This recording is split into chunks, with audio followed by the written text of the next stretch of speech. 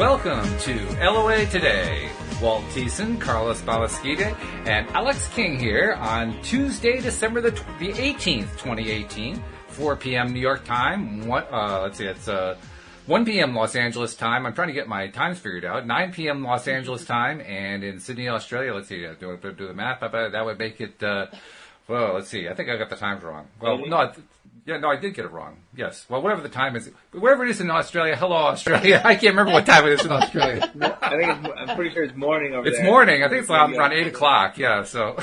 Yeah. Whatever it is. See, what threw me off is that Carlos has a new microphone. I'm not used to seeing a new microphone in front of his face, and it just totally threw me off my game.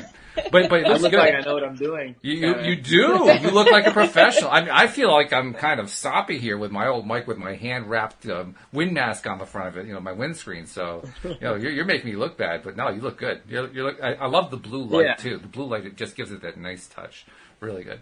Yeah. Right. Yeah. No, I want to. Quick shout out to my some of my best friends, Shalom, Brad, and Kirsten for the gift. They watched the podcast and thought, hey, you should sound better. Good friends, boy. So great feedback. We enjoy all feedback from all listeners. So yep, that's true. Now that's true friends. When friends buy you a microphone so you can sound better on your podcast, that's the sign of a real friend. Yeah. Yeah. That was actually some of the nicest things anybody's ever done for me. So I was very appreciative. Yeah. Very good. Well, plus it's also your opportunity to practice for whatever upcoming gigs you're going to get when you become a famous Hollywood star. So you have to start with the good equipment, right? Right. Yeah, I got it. So I can do my voiceover work with it. So absolutely. It'll be handy, definitely. So this is another Q&A. So this is an opportunity for people who are listening to the live stream as we record this podcast on Facebook's Law of Attraction Changed My Life group. Feel free to type any questions that you might have that you want us to address into the comments section. Maybe there's something you're working on, something you're trying to attract, something that isn't quite working out the way you'd hoped it would. And our team of experts will give you our best in-depth opinion about what it is you can do to make your manifesting more successful. And in the meantime, while we're waiting for the questions to come rolling in, we're going to be talking about what's going on in our lives, because that's what we do. Shelley wanted to let us know she thinks Santa is bringing her a new cam for her computer. Oh, very nice. Hey, nice. All right. Way to go, Shelley. The tools of the trade. Yeah.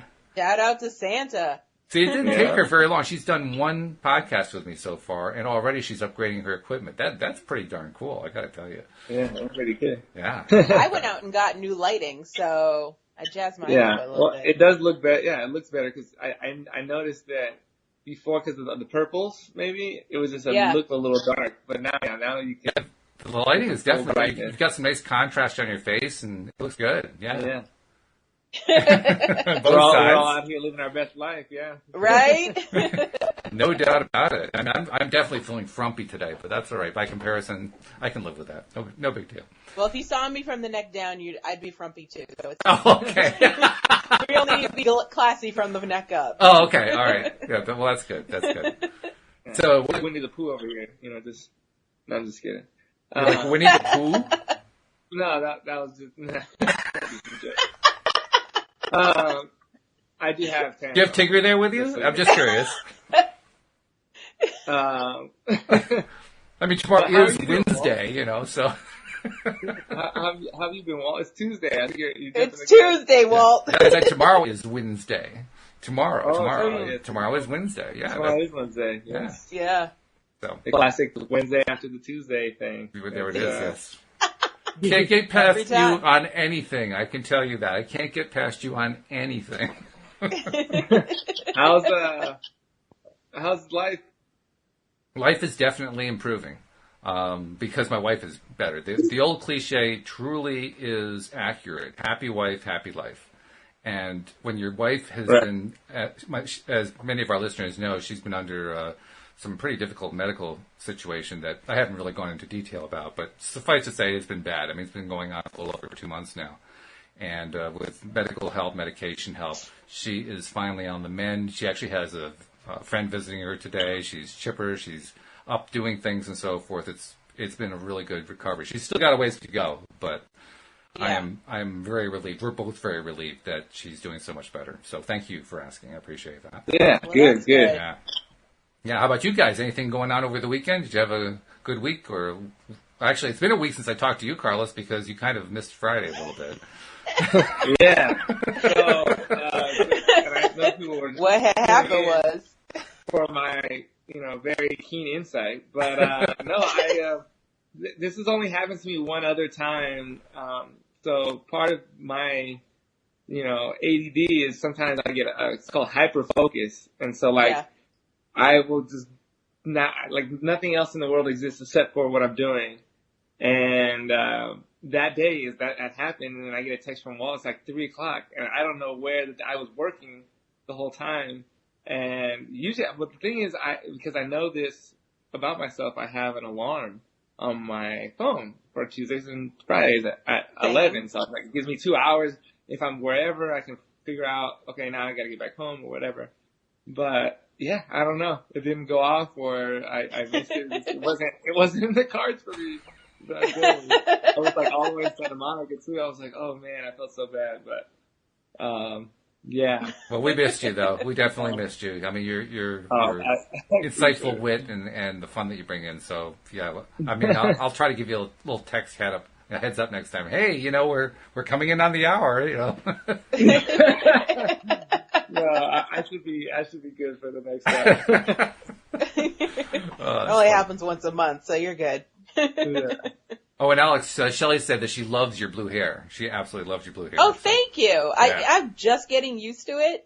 I've been purple for a year. It's growing on me, so I might keep it for a while. We'll see. Hair does have a tendency to do that. But yeah, I mean, it works beautifully with the lighting and everything. Yeah, thank you, Shelley. That shade of teal. That's like it's cerulean. Cerulean. Wow. Yes, if you want to get technical. Now I know. Now you know. I've been put in my place. There we are. The more you know. And Deidre actually said something really nice too. She said, "That's awesome that your wife is doing better, Walt. We need to see her in our imagination as being completely healthy and happy. As Neville says, imagine lovingly on behalf of another." That is so nice of you. Thank you very much. And I will pass it along that to was Louise. sweet. Yeah. I appreciate and actually an update on what you had said, Walt. It's no longer happy wife, happy life. It's happy spouse, happy house. Well, yeah, maybe that's what it is in your house. In my house, it's happy wife, happy life. I mean, that's what's happened. I mean, it's been that way for 20 years, so I mean, I haven't seen a change in the signs, so.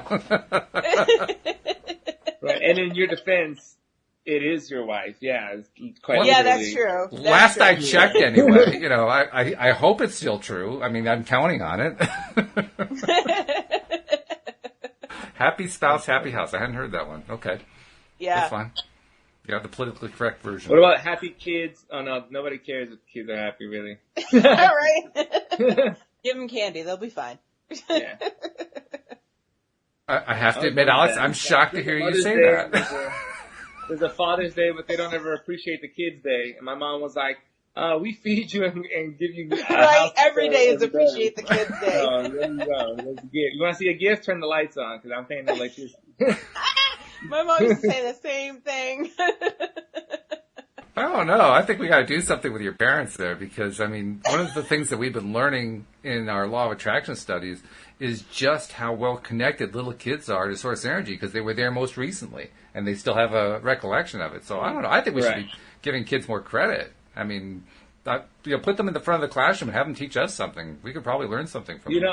It's funny. I was talking to my sister the other day, and we were kind of just reminiscing on our elementary school days. And I went to private school, and the teachers didn't necessarily have to be credentialed or anything. And somehow, one year, I think it was like 6th grade, my Spanish teacher just happened to be, it was a Catholic school, happened to be one of the nuns. She was a counselor or something, and we didn't have a Spanish teacher. So she was trying to teach us as best she could from the book, but it wasn't working. And so finally, I was like, hey, I know Spanish. It was kind of a thing where it was like, I can't watch this anymore. Right. But I taught the class. Yeah, I taught my 6th grade class Spanish. Wow. So I would go up, she would kind of sit in her desk like a sub almost, and I would just go in. And and it's really weird because I didn't remember that until we had started kind of going back, because my sister had a similar experience. She didn't teach the whole class, but she helped a lot. Like she was like Santa's helper, for the for the Spanish teachers. It's pretty funny. So are you going to be teaching us Spanish here on LOA today? That's actually a course that I'm selling separately, $29.99. Only 5 payments to make it in full, then we take one of the payments away. I love it. Yeah, Espanol for the law of attraction. So look out for that soon. All right, well, if you're going to sell a course, you actually have to give like a little teaser showing what you're going to get out of the course. So, how do we say law of attraction in Spanish? El ley de atracción.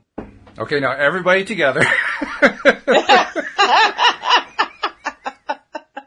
And it's in Puerto Rican dialect, so you might have to just adjust your knob back a few, so that it'll slow down, so you'll be able to understand. If you don't have that feature, I apologize, but no, I'm just kidding. So for an extra $5.95, you can get the Mexican dialect. Is that the idea? Right. I'll just slow it down. Yeah. You slow way down. Yes. That's an East Coast versus West Coast thing. It's true in English too. I mean, everybody knows everybody on the East Coast talks too fast, and everybody on the West Coast talks too slow. It's just that's the way it is. Right. Yeah. So anyway, we got Deidre saying, "Oh wow, Carlos, did they cut you a check? Should have." Oh, right. No, and it was great actually going back and remembering a lot of this stuff, because this is now stuff that I can put into my, stand up, because it's hilarious just thinking about all the things that, like, one, my 6th grade teacher, bless her heart, she had kind of a nervous breakdown during our 6th grade class and left, and like cursed everybody out and left. And then they just had the PE teacher who was like my friend's mom. Grades for the rest of the year, and I was fine with it. But my parents were like, "Yo, we're paying like $10,000 a kid or something, whatever ridiculous amount of money for private school, and this lady that is somebody's mom, but that doesn't make sense. Public school, you get actual teachers, and it's free, So yeah, private school's a whole nother level, though. Yeah, it was just funny going back and kind of reminiscing on a lot of that stuff. We have actually our first question, and it's from Shelley, who's now co-hosting the Monday evening podcast with me. She asks, "What is your most recent manifestation, and what did you do to allow it?" Can you think of anything that comes to mind, something that's a recent manifestation, and once you identify what it is, what did it take for you to allow it in? Well, I'll say I manifested, I talked about this last week, I manifested the matching PJs that I got for me and my dogs. Oh, right. That's right. And, yeah. And to allow it, it was nothing. I just said one day, man, I wish they had these in my size. And then I went to the store, and there they were. They were there. And I bought them. So that's what happened to me. That's an easy one. I like that. Yeah, it was real easy. I'm trying to think of my best. Oh, I can think of one. Go ahead, Alex. Or Carlos, rather. Go ahead. Oh, I'm sorry. Yeah, I was just going to say, for me, it's just been like everything, really. It was like I was it was a state of disallowing or just kind of blocking a lot of stuff. And it was a lot to do with, my recent career change and, all the emotions and stuff that go, along with that and the uncertainty and all that. But then once I kind of, was able to get out of that, mentally in that space. I've got a couple jobs. I manifested a new place to live that's cheaper, that is closer to all the comedy clubs, that has, a lot of resources for, me as a comedian, as an actor, and like just everything where it seemed like it was dim and I couldn't see past, a few days. Now I got that clarity and, was able to allow, and it was a process, it was like, we did this on Friday. Linda kind of did like a group healing and a few weeks in a row, or like an energy clearing, Right. one for money specifically. Yep. I've meditated on my own. So it was a lot of like, it's tough, especially when you're in that, place that you gotta really work, hard to get out. But, when you do, you're able to, manifest a lot of stuff. Actually, I have one of the people who are listening in giving her answer on that. Deidre says that she needed a new computer. And last Friday morning, her sister offered to buy her one. She didn't do anything but say she needed one. So Yep. it was pretty easy to allow that one. That was pretty good. Yeah. Sometimes that's all it takes. Or this mic, yeah. I mean, I know I needed one, and I have probably in the back of my mind, or I thought about it a few times, and it showed up in the mail, literally, without any warning. I was like, oh, okay. Well, Deidre just confided that also she said, I must say that I knew I'd get one. I just thought I'd be the one to buy it. So the surprise was her sister getting it for her, which is nice. Mm-hmm. Very good. Yeah. I'm trying to think what I actually, I was trying to figure out a way to create a video vignette for myself, because my big goal for the podcast is to really expand the listenership so that we're getting like 10,000 people listening to every single episode. And so I was thinking, okay, well, how do I turn that into a vignette? Because like Neville Goddard specifically says, come up with what's going to happen immediately after you reach your goal, and just create a little scene and then keep replaying that scene. He recommends replaying it each night before you go to bed. But because I've all my life had trouble actually creating images in my head, I figured, well, wouldn't it be great if I could create a video or maybe just a still image, something for me that, just is my result scene, so to speak. And I kept thinking about it, and I said, wouldn't it be great if I could somehow get a video of an audience applauding, right? And turn that into like, oh, okay, this is my 10,000 people listening in. And you know what? I did a search on YouTube, and within minutes found this very obscure video that somebody had taken of a live audience in a fairly large auditorium. I'm just, quick guess, quick counting, so forth. I'm going to guess maybe 2,500, 3,000 people in the audience. And they did this whole standing ovation thing with the camera on the audience for about 30, 35 seconds. And so I said, well, there it is. There's my manifestation right there. So, what did I have to do to allow it in? I had to do a search on Google. I mean, that was it. That was my entire Google. Yeah. The strange things that people put up on YouTube, really wow. I actually, that reminded me of something I was thinking about that I wanted to bring up the next time we talked. And it was that I kind of made this connection with manifesting and taking action. And I think that's a distinction that, like, a lot of times you don't, like I didn't when, I just received this microphone. But a lot of times, like, you don't get what you don't ask for, and so when Deidre says, she kind of put it out there that, even that decision to kind of share that with her sister, or, like just little steps that we take to make opportunities, possible. And so like, just kind of, thinking about it, manifesting, but also taking steps in that direction. I feel like that you get more of a meeting in the middle, kind of thing, or it makes it easier to manifest those things. So, are you saying that? Are you asking what you need to do in order to do that better? I'm not quite sure what you're saying here. No, I was just kind of pointing out the fact that a lot of times when we manifest, like all it takes is or we're trying to manifest, all it takes is for us to take a direct action. Oh, okay. Or maybe even an indirect action, and then that would be a catalyst for opportunity. Got it. So like, okay. Without having mentioned that, or without me, reach Googling, you Googled. That was a direct action, right? So, right. You're trying to, and it doesn't take a lot. It just takes like a little bit. And you see, those kind of, the things that were supposed to be shown to you kind of come to you. Does that make sense? Yeah. It's an interesting thing, because I think it's because when people first hear about the law of attraction and how it works, it's almost like in the human mind, we turn it into like it's a magic act. Somebody waved their magic wand and this amazing thing happened.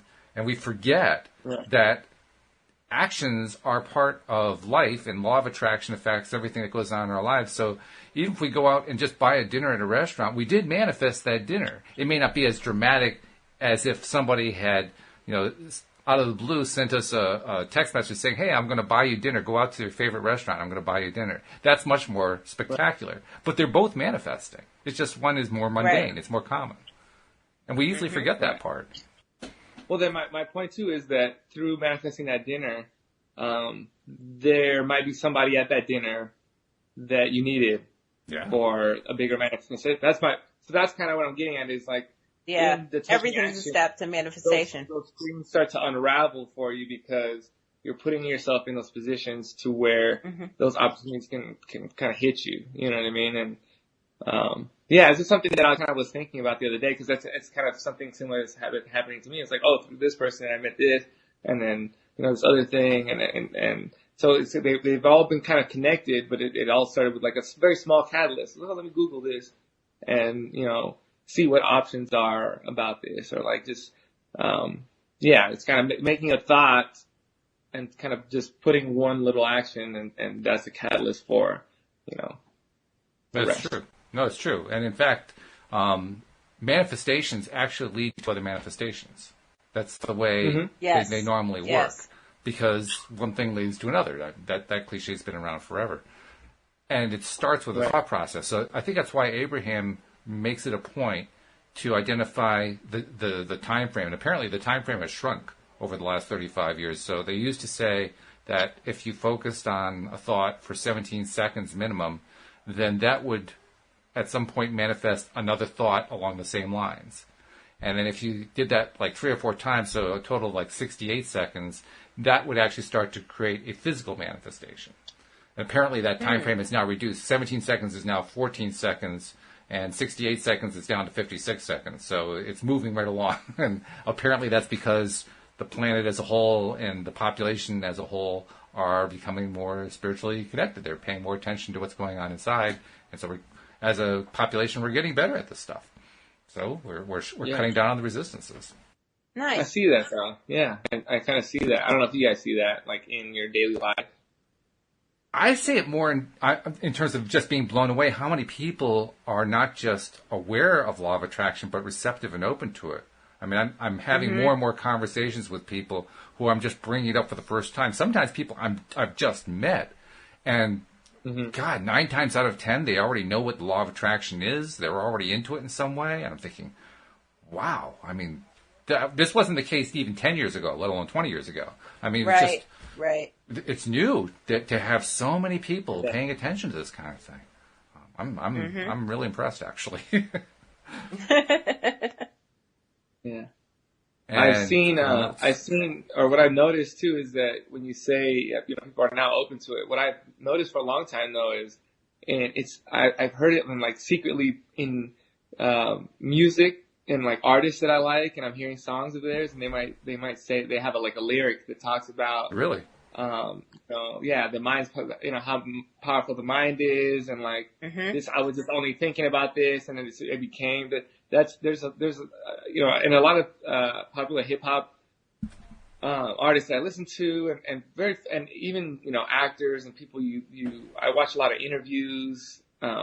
People talk about this all the time, but it's like they don't spend a lot of time on it, but they do, like, they'll mention it. And if I've been kind of aware and just seeing all the successful people that have used it to their benefit. If you talk to a lot of successful people, they'll talk about that same thing, just imagining, and it'll become, We don't have questions yet, but we got some great commentary from people listening in, and I wanted to share some of it. Shelley said that regarding the idea of one manifestation following another, she says, I think that it snowballs because once you manifest something, it's so much easier to believe that the next thing will happen, and so on and so on. And that's really true. That's a good point, Shelley. Yeah. Mm-hmm. And then Deidre says, it feels like magic sometimes. I was laughing as I pictured myself in a Merlin the Magician blue robe with gold stars. I love it. Yeah. That's funny. Very good. I love that. And then Sarah says, more and more people are aware and starting their journey. I think it's awesome. And they're the type of people I want to be around. Yeah, Sarah, me too. I agree with you. 100%. That's one of the reasons we do this podcast, so we have more and more people around who are, into this kind of thing and talking about it. Yeah. Because I keep thinking, what happens? That's one of the reasons I like the idea of, such a big audience. That's why I'm visualizing this big audience on a daily basis. Because how cool is it when you have tens of thousands, hundreds of thousands, millions of people, all basically following this new idea, new for most of us anyway, of attracting things into our lives rather than being doers trying to do everything into our lives and getting frustrated in the process. When you get a whole bunch of people who are just, successfully doing what they're wanting to do because they attracted it, it's got to make a better world. It's got to make a better life for everybody. Yeah. True. Yeah. So let's see. Still no questions. I think we probably have to call this the advanced class. We have all the advanced listeners listening. That's why there are no questions. Yeah, right. Yeah. Or maybe not even questions. It's just topics that you guys want to discuss. So that they don't necessarily have to be that's true. A question. You got to talk about work. If you want to talk about, throwing a situation, whatever you guys want to talk about, we're here to chat. That's good. I like that. I'm trying to think what's a good topic to bring into it, since we're not really we're kind of like a little bit of a drift right now. So let's see, what's a good topic to bring? We're on Tuesday. Tuesday's in the early part of the work week for people. The day the end before of the Wednesday. year. We're approaching. Yeah, we're close enough to the end of the year to talk about. Reflecting New Year's resolutions. on, 2018. And well, also, it's Christmas. Christmas is coming up. I mean, that's a pretty big holiday in the West, right? And Christmas has a lot of things associated with it, some good, some not so good. Christmas is actually one of the more depressing times of the year for many people for a variety of reasons, not the least of which is people who are alone or people who don't have good family relationships. And so for them, Christmas is a trying time. It's also, it's especially, and I don't know how to describe it. I'm not sure what adjective I want to apply to it, but it's kind of a different time for somebody who either does not follow Christmas or is not Christian. Right. Versus here in the U.S., Jews, that's an obvious population, the Jewish population. They have their things to do on Christmas Day, but I mean, the options are limited because everything's closed down. There's not a whole lot of Chinese places to food go. restaurants. It's our Chinese restaurants. Yeah, I think it's even worse.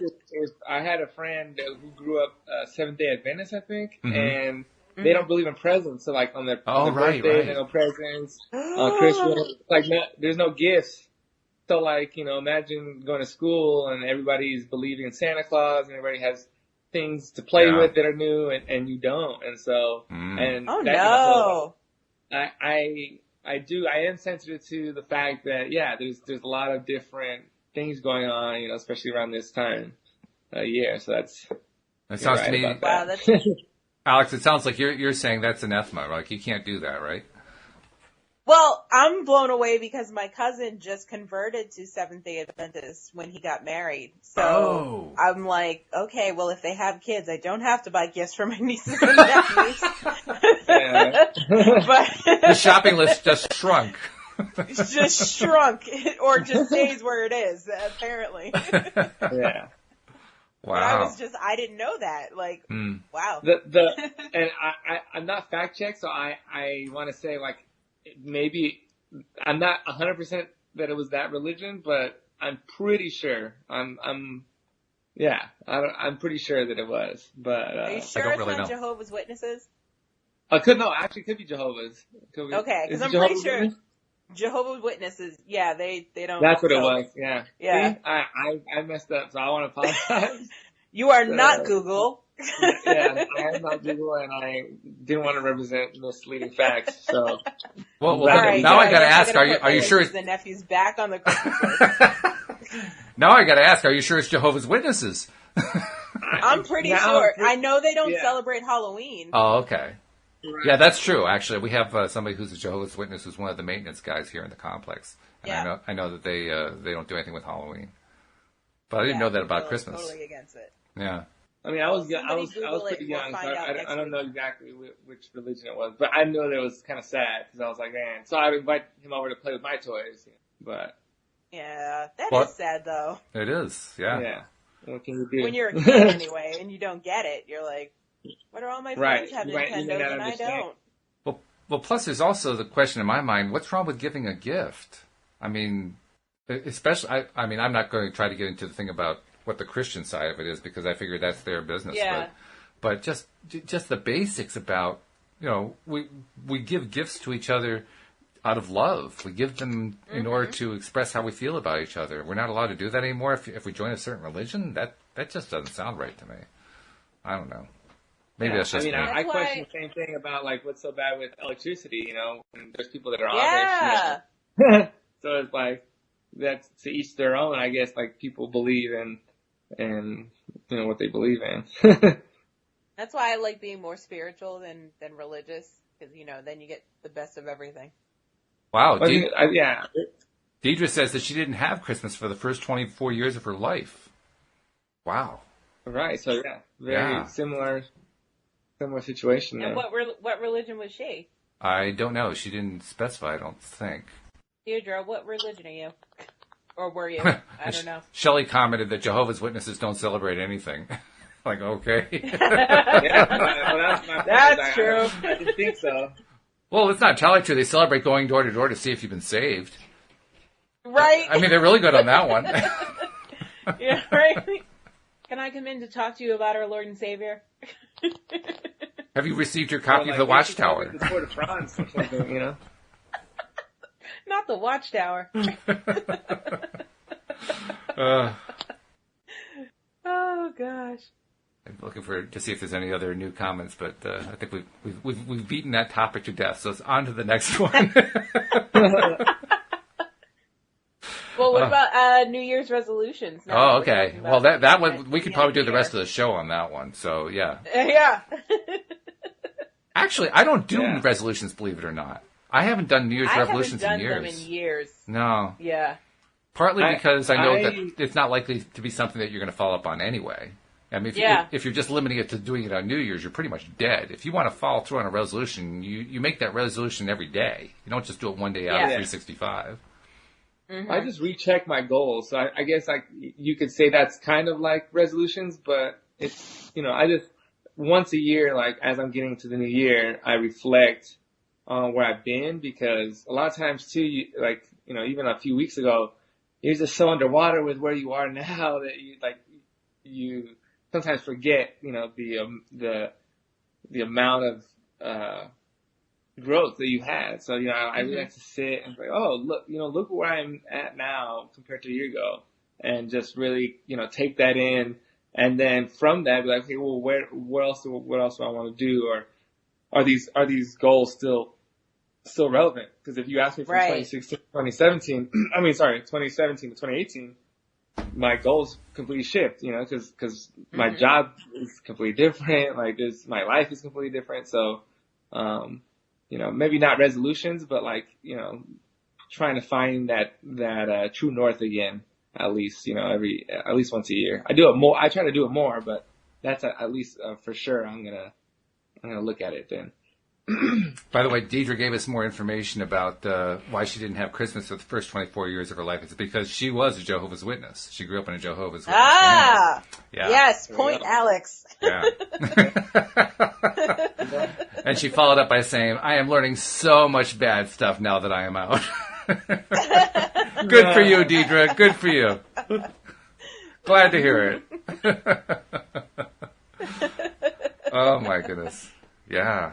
Wow, that's quite a thing. Well, tell us more. Can you tell us what it's like growing up in a family like that, where you have that kind of very rigorous and defined approach to not just religious values, but also how you live your life? How does that affect you? I'm curious, because it's not been part of my experience. So I'm wondering, what's it like from the point of view of somebody who actually goes through it? Because it's not like you picked it, right? Well, I guess in one sense you did. Cosmically, I guess you did. But in terms of in the physical life, your parents picked it for you. I'm curious how that feels. Yeah. She says, yes, I can tell you a lot. I'm sure you can. Parents pick a lot of stuff for us. So, that's just the tip of the iceberg. That just happened to be something that was not like everybody else. But I think that's an interesting topic too. Is when you are able to, or at what age you're able to kind of like shed that veil of whatever your parents have kind of put onto you, right? That you don't want any more like rules or religion or, I thought that driving with the light on at night was against the law for the longest time. Okay. Same thing. My father swore up and down it was illegal. That's illegal. I know for a fact it was illegal. And driving with sandals. My father told me that too. Yeah. Okay. So yeah, that's a serious thing because some people grow up with like stricter parents, right? So they hold on to that for maybe longer, or they run away from it as fast as they can as soon as they're, not with their parents anymore. So I think that's, kind of interesting to question, By the way, in my house, we were never pressured to pick a religion until we were of age enough to understand what we wanted and what we were picking. Like, right. We're Episcopalian by trade, I guess, because my grandfather was a preacher. So my mother was a preacher kid, so she was like just totally against pressuring her kids into going to church every Sunday. Wait till they're 13 and let them pick what they want to do. Right. Okay. Well, that's a different approach, and I think that makes whatever you do choose, you're just going to stick a little bit more. Like, I grew up, and I went to Catholic school for, like, from 1st to 8th grade, so it's kind of like, it's not that I didn't believe, or I was kind of, you get tired of anything that you do for that long. So, you just didn't go to church or whatever for however long, and then rediscovered religion in another way, and so it's like, but I wasn't really, although I went to school, it wasn't something that was like super forced upon me, where I know like another comic, Pete Holmes, he was like, where he grew up, his town was a super Christian, like everything about his growing up was like, he would like put gravel in his shoes and like jump off the top bunk to like repent, for things when he was little and things like that. And it's just like, wow, you think about how long, and then it took him a long time to kind of finally shed that. Yeah. And kind of become who he was, going to become regardless. Because some people, like I said, they'll find religion again if that's what is for them. But, that's very interesting. By the way, it's not just Deidre. Tim apparently was also Jehovah's Witness. He says he left when he was 21, and he says to Deidre, "Hello, fellow apostates," which is funny. Deidre says she gives some more details about what it was like growing up. She says, no dating unless you're ready to be married. We were very repressed. College or any higher education was not condoned. Wow. That's really what? Something. Yeah. They went to 5 church meetings a week. Oh, no. Yeah. Yeah. I couldn't do it. I need my nap time.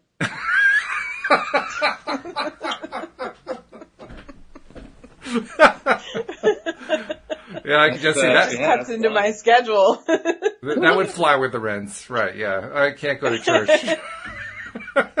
Right? Oh, my goodness. That's funny.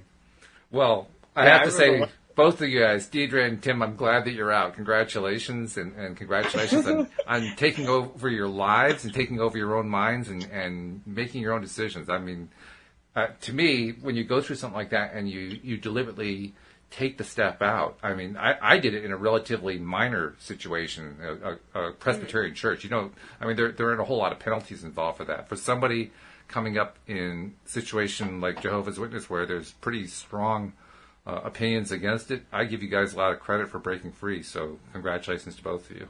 I love how they say we got out like it's a cult. Like, they're like, I got out a few years ago. Well, that's what I was gonna say. It's probably even harder because it's not just you, it's your family. Like, right. Like now think about you differently or whatever. So I get that. Like, it can probably feel like that, like a cult, because it's like, well, not only everybody and all your friends, like everybody's involved in this thing, and it's like you decide, hey, that's not for me anymore, and that's tough. That's tougher than. And, I don't think anything tougher than stand up. People tell me all the time, oh, it's so scary to go up on stage in front of people. I'm like, that's not scary. I think scary is like, it's choosing something for yourself, like, or this happens with, LGBTQ people all the time. It's like, hey, I'm making a decision for me that isn't popular with everyone I know. And like, to me, that's scary. That's really scary.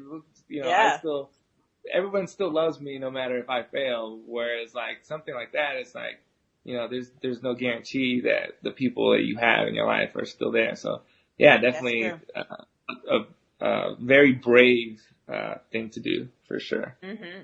And Alex, Deidre wanted me to pass along that yes, it is a cult. She agrees. So confirming what you said. That's what I'm saying. Like, can't do anything. Yeah, that sounded. I mean, the worst thing that I ever had to do was like I was talking too much during mass, so my dad made me stay by myself in the Spanish one that was after for the whole hour. Oh. Wow. So yeah, but that's ooh. That's not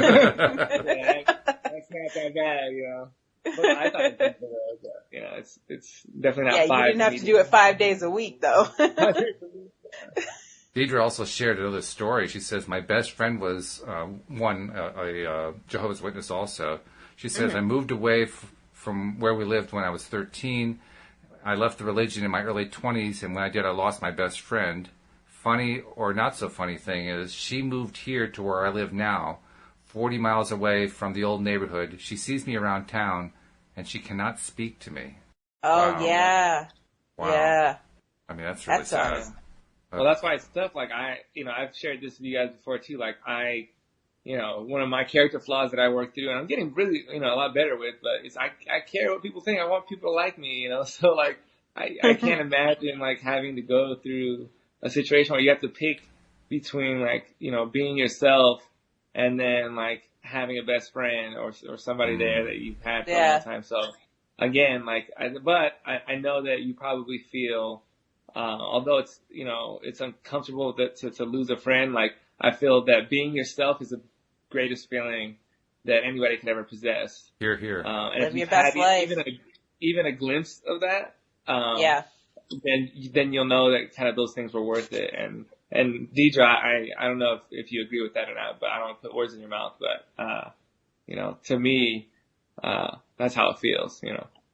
She also said to Shelley, they tell you what you can and cannot watch on TV or read. Reading, I can get that. TV? I'm amazed they let you watch anything on TV. I mean, seriously. What do they allow you to watch? Someone restricted my TV schedule. Oh. We know I can't do that. I can't handle this religion. This is not for me. I wasn't allowed to watch The Simpsons growing up.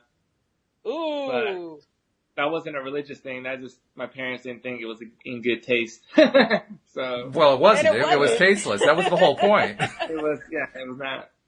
But nothing that stopped me like later in life. Yeah, I wasn't allowed to watch TV after like 8 o'clock, but that was just because I'm supposed to be in bed. That was my strictest rule. Like. It was easy when I was a kid because when I was a kid there were only 3 stations anyway, so there wasn't anything on after 8 o'clock. Yeah, ABC, NBC, and CBS. That was it. Later on, public television after that. Oh, my goodness. Oh, let's see. Deidre's saying, anything you are likely to learn that shows them in a bad light is punishable, particularly what I'm doing right now, talking about them. Well, if they come after you, Deidre, just tell them to see me. I'll take care of them. Yeah, I don't know. Maybe you got to get jumped out or something. I don't know how that works. Right? I'll handle it on site. It's not a problem. No, actually, what I'm going to do is what I'm doing right now is I'm thinking beautiful thoughts about them seeing the light, the real light, not the one that they think that they're seeing, the real one. Yeah. Oh my goodness! Wow. Well, how did we get on that? Oh, somehow we got there from Christmas. I'm not quite sure how we got there, but that's okay. Yeah. Well, Christmas goes into religions. Oh, we talked about Santa and not having Oh, Santa. that's what it was. Yes. Yeah. The gift. Well, that also raises another question because I am not a practicing Christian at all and have not been for many, many years. But I love Christmas, not because of the Christian story, but because of Santa Claus, because of the spirit of giving. Right. Oh, it's a Santa Claus, okay. Yeah. No, I don't mean the movie or the contract. I mean just, the principle. I mean, if I see a Santa suit on the ground, I'm not going to put it on. I've seen the movie. Like, no, thank you. I don't want to become Santa Claus. What? I would. Oh my Would you God. really? I love those movies. So you'd put the outfit on and fly around and do all the present delivery once a year. See, I don't know because I'm afraid of heights. So I don't know about the flying part. That might be an issue with I don't know if you meet the basic requirements of Santa Claus. See, Alex, you got to read the fine print. That's what the fine print is for. In a sled. You got to be able to. The heights thing is a requirement for sure. Yeah, I don't know. Must have 10 years experience. But I would definitely hand it to someone I know so I could at least go visit the North Pole. Right. I got news for you. It's cold up there. I'm aware it's cold up there. I'm fully aware. Okay. That's what jackets and scarves and hand warmers are for. Okay. I got it all. Listen, I've already thought about this. I'm already ready to go. So that's why Santa's so fat. You gotta stay warm. Yeah, he's got to get that insulation. He's got to stay warm. Okay, so when you put on the outfit and you get flown to the North Pole to load up the sleigh, will you take a picture of the pole? I mean, we want to see what it looks like. The real one. It looks like a barber pole. I'll take a picture of a barber pole and tell you it's the same thing. I'll be like, look, Walt, I'm at the North Pole. My brother's getting a haircut. Same thing. Okay. We're definitely in silly mode today. And Shelley's saying, what? There isn't a Santa? There is a Santa. Actually, there are billions of Santas. That's what's so beautiful about it. Yes. There are billions, and every single one of them is special as far as I'm concerned. That's why that to me is what Christmas is all about. To me, Christmas is all about the fact that it's almost an excuse to behave in ways that we really should be behaving the rest of the year, but at least we do it one time out of the year. It reminds me of something that happened last year. This time of year last year, Louise and I went shopping and went to the supermarket just to get regular groceries and so forth, and it was packed. I mean, you could barely get down the aisles. There were so many people there. And what was really amazing about it was because it was the holiday season, everybody was so cheery and friendly. Oh, excuse me, let me get out of your way, all this kind of thing. And I turned to Louise and I said, where are the rest of these people during the rest of the year? I don't see these people most of the time. I mean, they're just so polite. They were happy. They were cheery. Nothing, they bumped cars. Oh, I'm so sorry. Like, where have you been? Everybody's always the opposite on Christmas. Like, parents wouldn't ordinarily, let their kids go and sit on a stranger's lap. Yes, right. Even if the kid is crying, but it's Christmas, right? Right. Yeah, that's so true. I don't know this the man. Kid is crying. Mom, I thought you said not to talk to strangers. Shh, turn around and say cheese for the camera. Yeah, right. Christmas is a great time. It's nice when people aren't trying to run you over with the cart. That's right. Like on Black Friday. Or any other time you go to Costco. Sundays, Costco's on Sunday. Don't do it. Do not do it. Yeah. I just don't go out on Black Friday. I mean, why? I don't do it anymore. What's the point? I used to in my 20s because it was like exhilarating to get the sales and I got a flat screen TV for this much. Oh my God, I saved so much money and I'm done with my Christmas shopping the day after. But now it's ruined because now they're like, the stores are open right after Thanksgiving dinner. Well, everything they sell there, they sell online.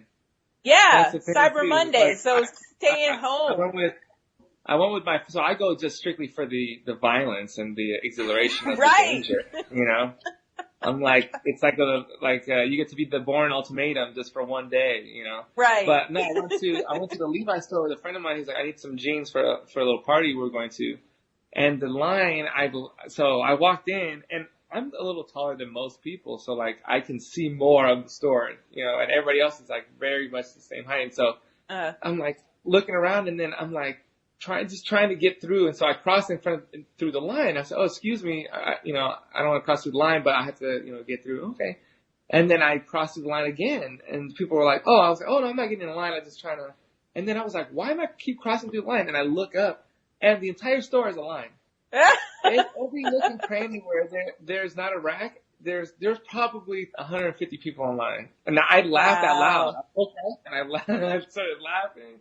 And then I said, "We gotta get out of here. Like, there's no way." Yeah, that's too much. Yeah.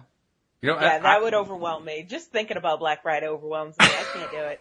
I think we got to pay more attention to the audience, because the audience is actually asking and answering questions. We're talking about Black Friday, and they're actually talking about law of attraction.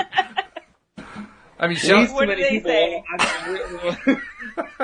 You're right. Walt's in charge. We're just here. So Shelley asked, "What do you do to clear your blocks when you keep beating the same drum and not manifesting?" And Deidre replied to that saying, "Does not manifesting mean we haven't fully awakened to the consciousness of the thing we are trying to manifest?" So I think we just left Black Friday. We got back into the realm of law of attraction. Yeah.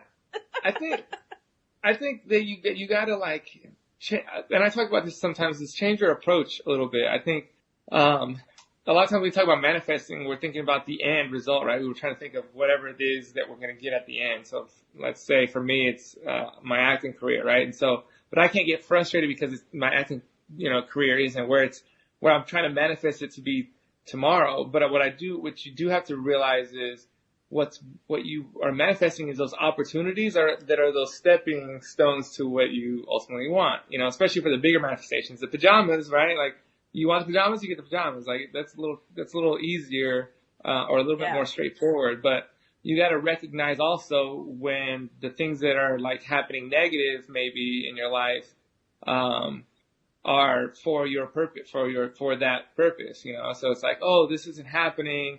And well, why is that? Are you trying to skip steps? Did you not put in the work that you need? Because also, like, you're not going to get something that you're not ready for either. You're not going to just, manifest this. Like, for me, it's like, I think about, again, an acting career. I'm going to manifest a feature film, and I had no idea. So it's like, but I did manifest, a little commercial here. Oh, another, and these things that are building me towards that thing that I want. So just kind of, being more open. That's what I try to do. If I'm not, it's because I feel like I'm too focused on this one thing. So take a step back and really think about, all the different ways that you could possibly get there, and maybe take a step in a different direction. And like I talked about before, even that little step, that might be the catalyst there, where you meet somebody and, and then things start to happen. So, because things, manifest, in a snowball fashion, all you need is that one little,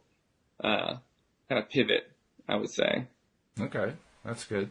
I was, when you were talking about manifesting things that you don't necessarily want to manifest, made me think of a Christmas song that was recorded, I believe, in the 1950s. A little kid singing, "I want a hippopotamus for Christmas." And I love that song. You love that song? Yeah, it's one of Louise's favorite songs too. That's the one she always asks me to play on the iPhone when we're out in the car.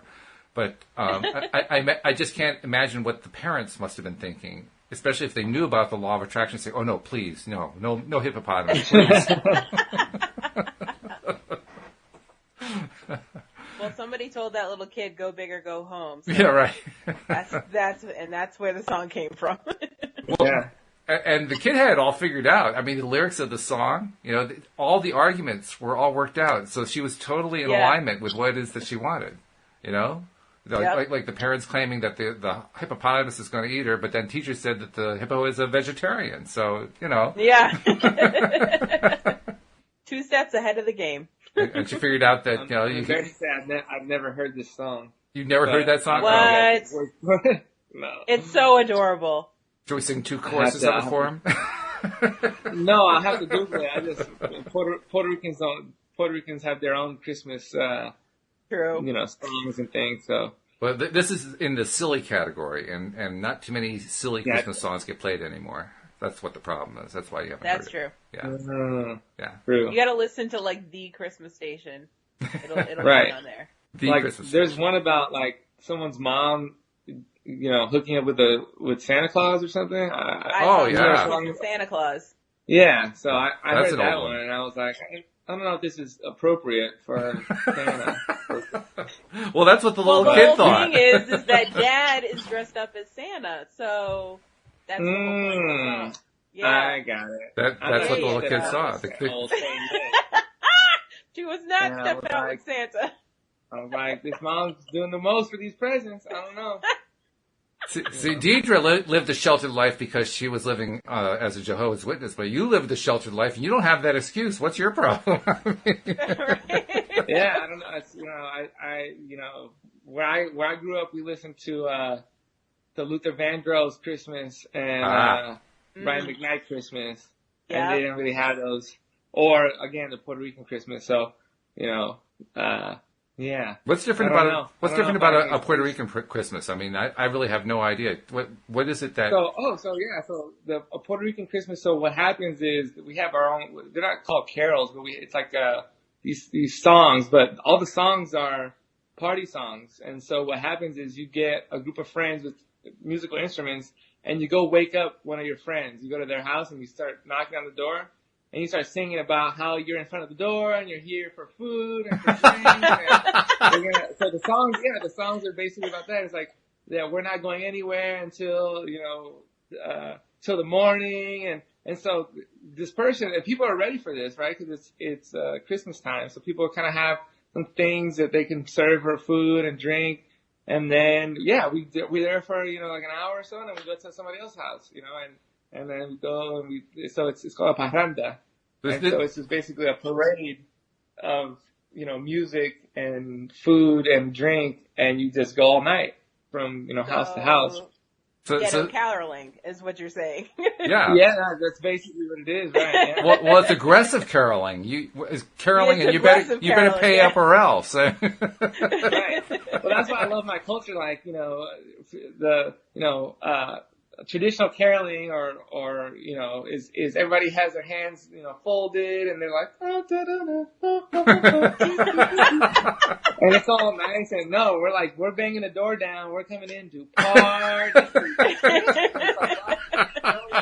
This is the time. We're getting drunk. It's a crunk Christmas. I don't know. I think you guys like get too much into the wassailing. That's what the problem is. Too much wassail. Yeah. Oh God, this is fun. Well, we haven't really done a whole lot in terms of educating people about the law of attraction, but it's been a fun discussion. I've got to tell you that. That's been really good. Yeah. And we're all going to be meeting over at Carlos's house so that we can go. What do they call us again? What's the name of it? Aggressive caroling. For a parranda. A parranda. Aparanda. Okay, Yeah. so we're going to doing be it. aparanding over at Carlos's house. So everybody meets at Carlos' house in about an hour, and we'll all go out. Over my address. It's going to take me a little longer than an hour to get there, but Well, Don't park on the street because they got street sweeping tomorrow in the morning. So.